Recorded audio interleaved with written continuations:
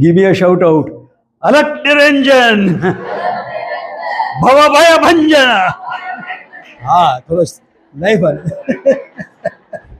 You need some life. Okay. Now,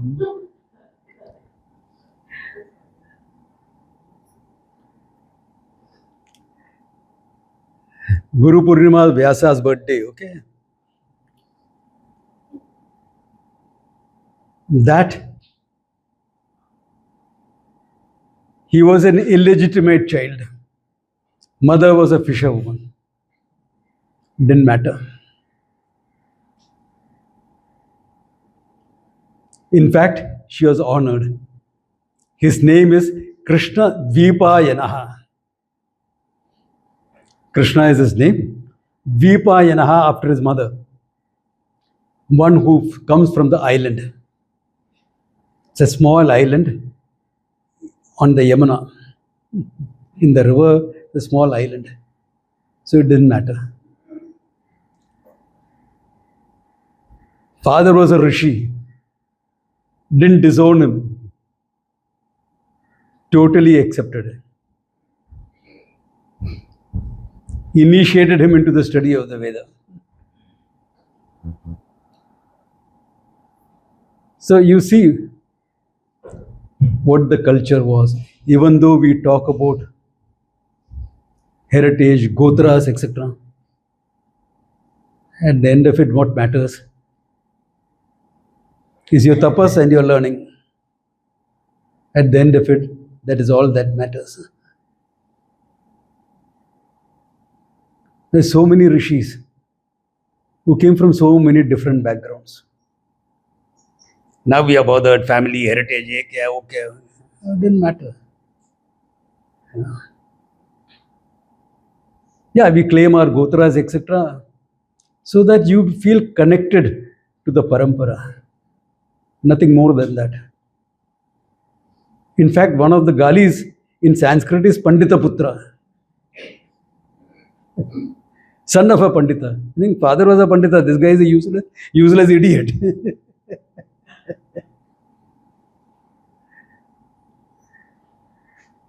No, I mean, if I keep speaking about Vyasa, there is so much to say.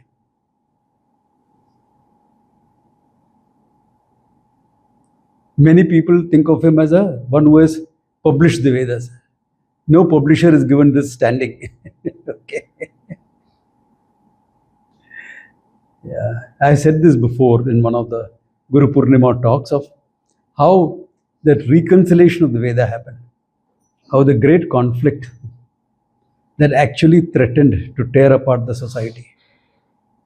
Whether the Veda was threefold, Rik, Yajush, Samaha, or fourfold, including the Atharva Veda.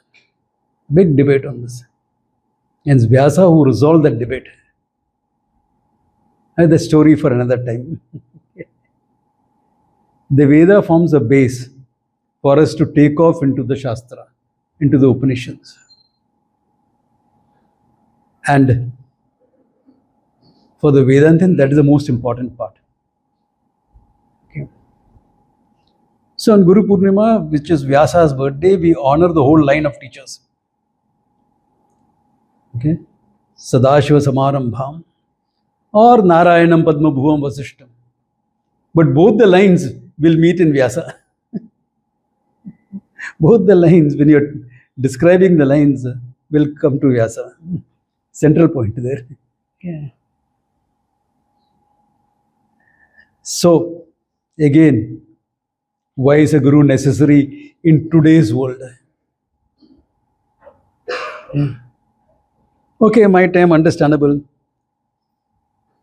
Walkman and all just started coming in, when we study. Yeah. In fact, only a couple of students who had come from states had a small recording device, the Walkman. Before that, if you had to record, you had to carry that huge 2-in-1. I'm talking about 76, okay? Yeah, next year will be 50 years since I walked out of home. So, that is all that was used. And Puja Swamiji said, don't record the Brahma Sutras. He'll be misunderstood.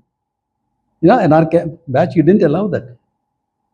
First 2 batches, he didn't allow that. But today, with all this technology, ChatGPT, what does Vedanta say about Brahman? What does it say about the Atma? You'll get.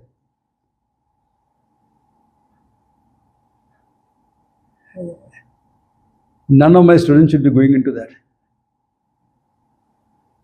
It is utter nonsense what comes out.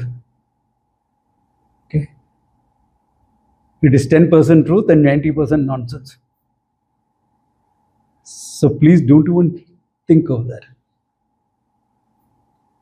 Because the Guru Sishya Parampara is a living tradition.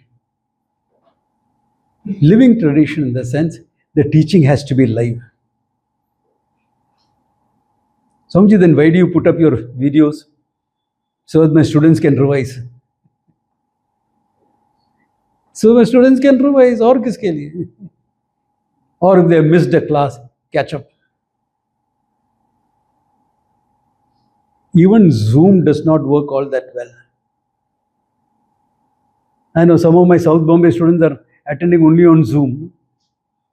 Kamni, Manisha, no? You all attended my Brahma Sutra class live and you attended on Zoom. Difference hai ke nahi hai? It's not the same. It never will be the same. And if you think you're understanding better now than when you understood live, it is because now you're thinking more. That time you're not thinking enough. The Guru Purnima program, okay, I call a spade a spade. तभी इतना सोच नहीं था, अभी थोड़ा ज़्यादा सोचना है. After all my pushing, confronting. Okay. Which also brings 2 teaching styles into tradition. Okay. One is called Marjara Nyaya and the other is called the Markata Nyaya.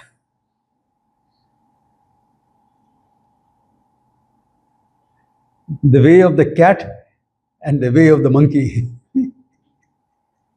Okay. Have you seen the cat treating his kittens? He literally carry it in his mouth gently from place to place. He's soft, compassionate, understanding, encouraging. Okay. Marjara Nyaya. What about the monkey and the baby? Monkey jumping, the monkey mother is jumping from branch to branch, the baby better hold on. So tough, confrontative, pulling up. That is a Markata Nyaya. Both styles are important. Both methodology of teaching is important. Sometimes you want to be compassionate, sometimes you have to be tough and confrontative. Compassion helps you grow. Yes. So that in Zen, we have a statement. Okay. The good student thrives under the teacher's toughness and discipline. The poor will wilt and go away. Yeah. Puja Swami Dayananji was king of compassion, literally. But we who were full time with him knew how tough and confrontative he could be also. With Swami Chinmayanji, it was very evident. The toughness and confrontativeness was very evident. So Puja Swamiji was equally the same. When necessary. He could be tough, he could be confronted. Yeah. Could be dismissive. Yeah. Dismissive. Complete. But no. So you had a choice. Want to get hurt or want to thrive? Learn and thrive. Choice is yours. Choice is always the student. Now want to learn and thrive or crib. Oh, my guru is too hard with me.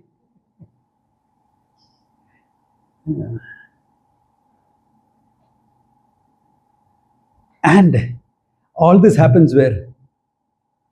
Not on Zoom. Live.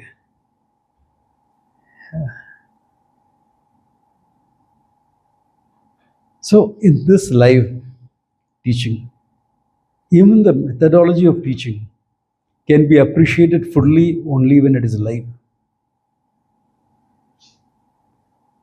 Because what are we doing in a class?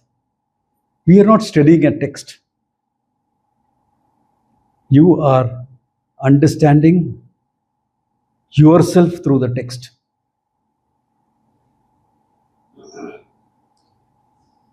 We come to the learning full of concepts. Each concept has to be broken. So this is what I was talking to a couple of doctorates, academicians who are guides for the study of, doctorate students in philosophy. And she was telling me, but when you deconstruct something, you are always having another construct. I said, yes, in the beginning, that's how it will be. But each succeeding construct, each succeeding concept has to be subtler than the previous one. Like from I am the body to I am the prana.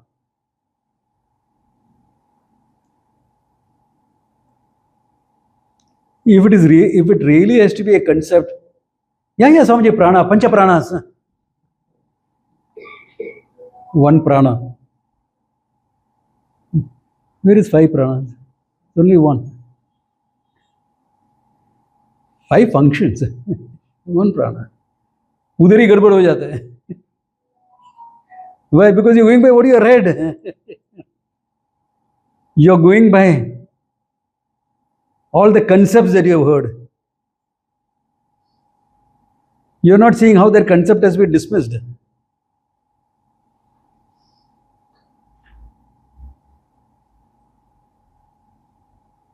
Then, a subtler concept.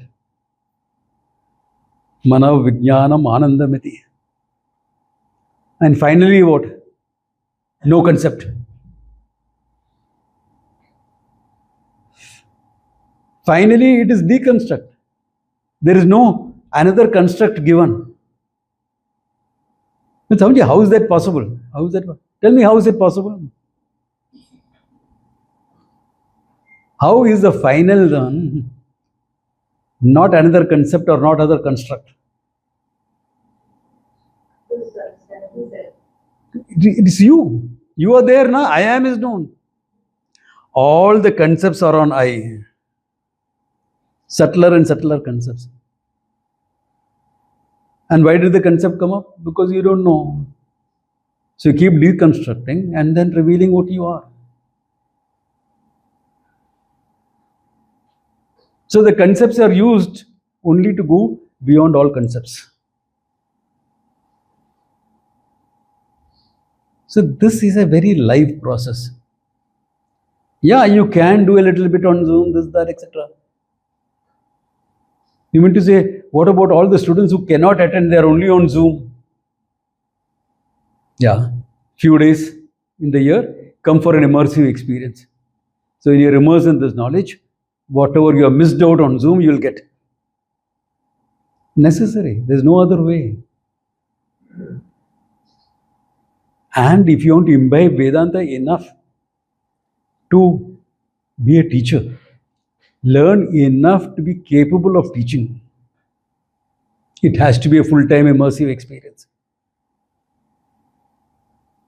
Otherwise, why am I in my old age going about trying to put up an ashram? Of course, Guru Seva, final Seva left. All my life was Guru Seva only. Final Seva is what? Put up an ashram, make it conducive to take the parampara forward. I already have someone with me who will help me take it forward. Take the parampara forward, and then what? Samadhi mein baith ke nikal jaye, aur kya? What else is left? So this liveliness of the teaching one has to emphasize, because in today's world, anything you whip out your phone and Google and you get, which is good. Hey, I don't know how to use this new gadget. Okay, Google it, you'll get it. Yeah. How will you know the Atma? Google it. You will get 100 videos coming up, minimum.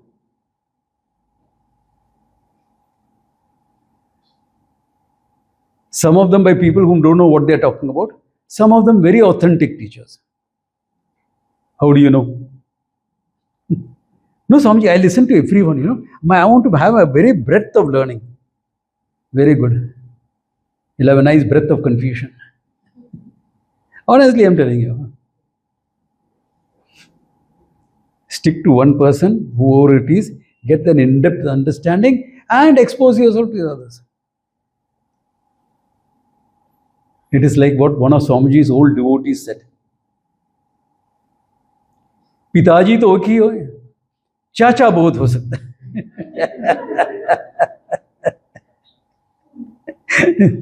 Barry is no more. His daughter must be my age now. Okay. He is no more. He said this. Yeah. So can you change your guru? Of course you can. If you read the Guru Gita, there are verses describing how, if you are not comfortable with one, on what grounds, etc., you change. So you want to change your guru? That also can be done. But let it be on valid grounds, okay? Otherwise, you'll be like that person who walked into a class of mine. This was in a hall, in an office conference room actually, of one of my students.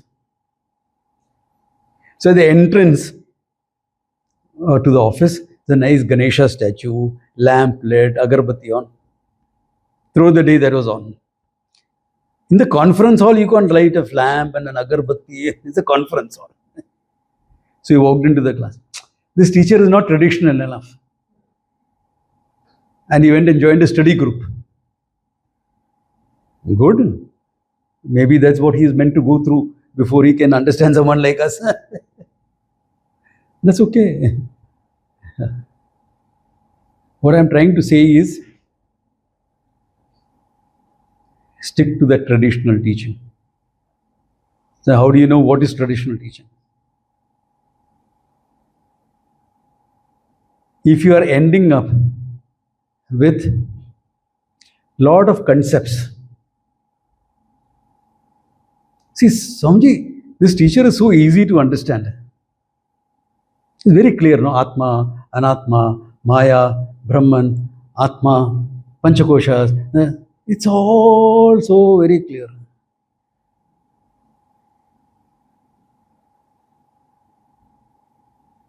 All well defined. That is good for the nursery class of Vedanta. Pick up Tattva Bodha, you'll get all that. Very categorically explained. Correct? Very clear categories you'll find. Tattva Bodha mein hai. Why? A beginner's textbook. First textbook you'll study. If you categorize like that, and then you come to the Upanishads, I'll guarantee you, your mind is stuck in categories, your mind is stuck in concepts, you will never reach the truth. The understanding of the truth you'll never reach. Why? Because you're only conceiving. Very clear.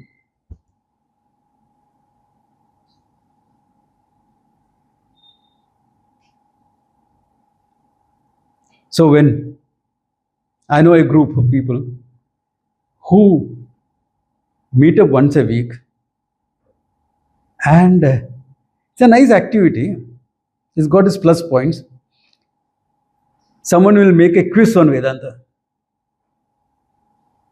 Okay? Now make a. I mean, they are regularly meeting once a week to do this. But when you, once in a way, a quiz, we didn't have the time today to do that. Once in a way, a quiz is very good. It's fun. The fun way of looking at Vedanta. But if you're doing it too regularly, you're only strengthening concepts.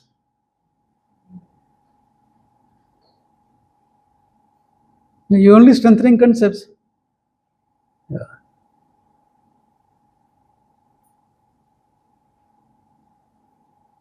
Give me a sample of that quiz. Let us use it as a learning experience. Give me a sample. Who is that quiz sample you have? Or just show it. Just show it to me.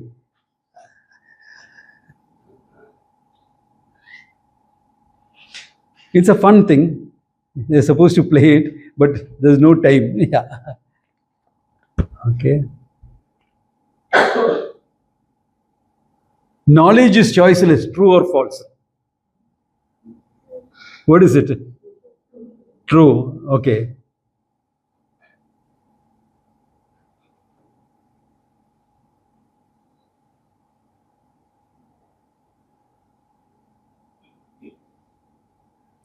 Pratyaksham means aparoksham. True or false?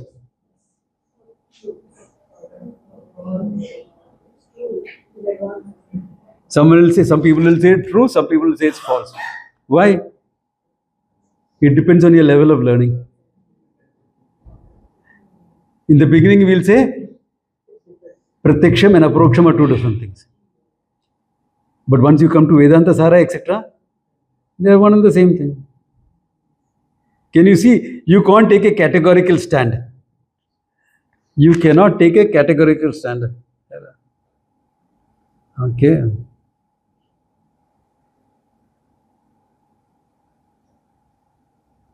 So, like this, Chitta Vritti Nirodha is the definition of yoga found in the Bhagavad Gita. True or false? Huh? Where is it found? Yeah. Now, this is going to test your general knowledge. So, once in a way, this can be a very fun thing. And if you're doing it once in a way, this is great. It's a pity we didn't have the time for all this today. Okay? It's great fun. It gives a lightness to the whole thing. But if all the time your mind is moving like this, okay, guaranteed your mind has started conceptualizing everything. And in the class, we are trying to break all concepts, freeing your mind from conceptual thinking. And that's very difficult as it is. Why? Everything that you studied in life is studied in concepts. This is the only discipline where the final reality is not a concept. So as it is difficult. That's why you bring conceptual thinking into Vedanta as well. Can't avoid. And because conceptual thinking is there, we keep breaking concepts.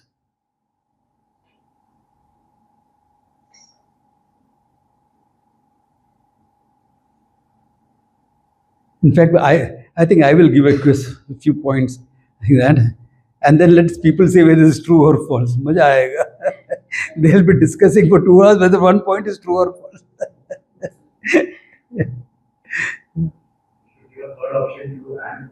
Yeah. So because this is how it is. Yeah.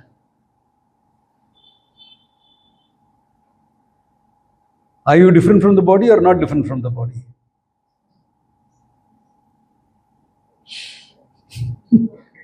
Is there a clear-cut yes or no answer? Why? Because you are independent of the body is dependent on you.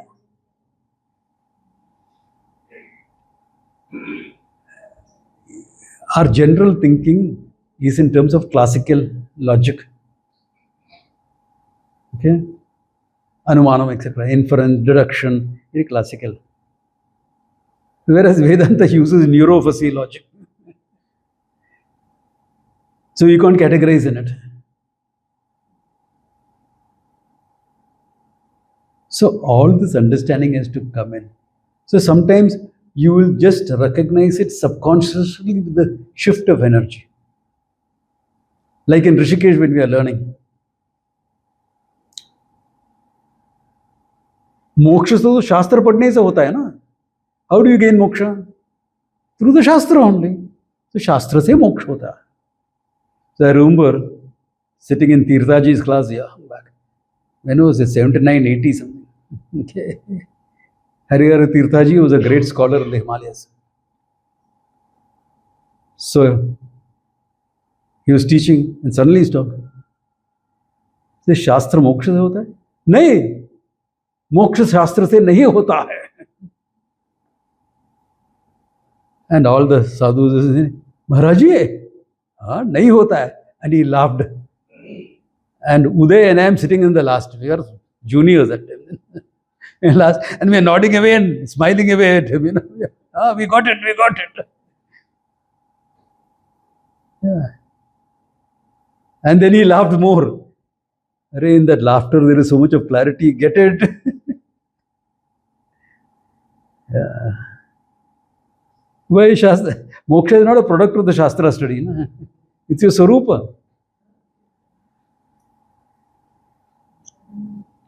Good, at least our students won't make that mistake. They can make some new ones, of course, but this one they won't make.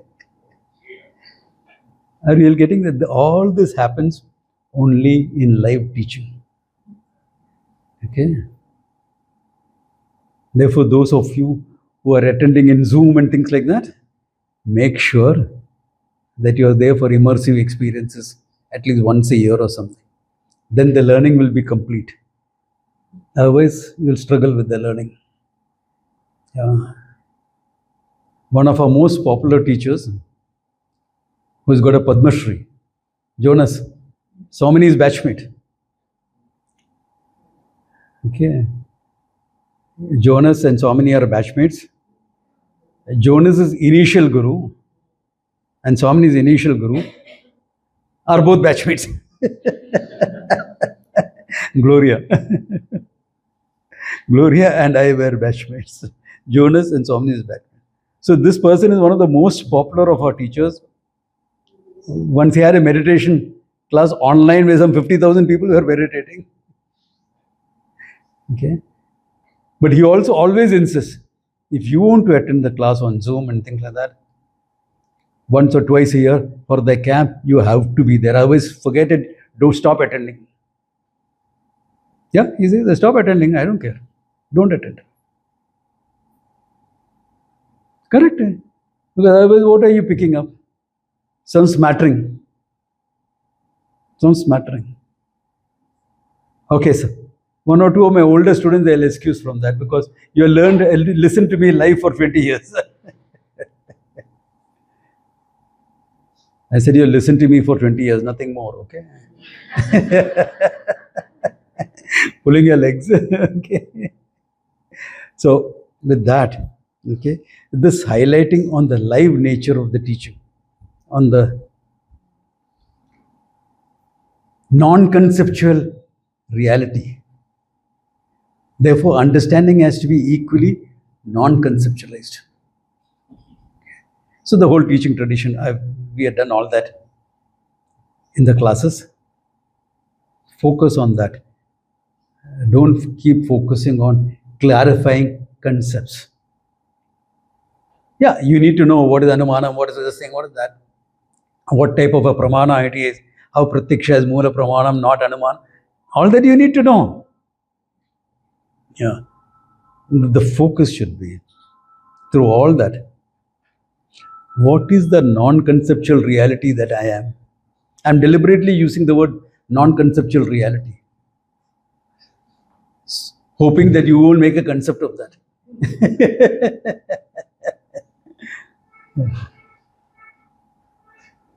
That is the focus, because we are not studying a text, we are studying you. So the text, the books, becomes a scaffolding for me to understand what is beyond that. That is myself. Okay. So use it like that. Yes, those verses have to be clear. There is no scaffolding. How are you going to climb? You need a strong scaffolding. Yes. But understand that the idea is, or the base of the whole thing, to understand that. Okay.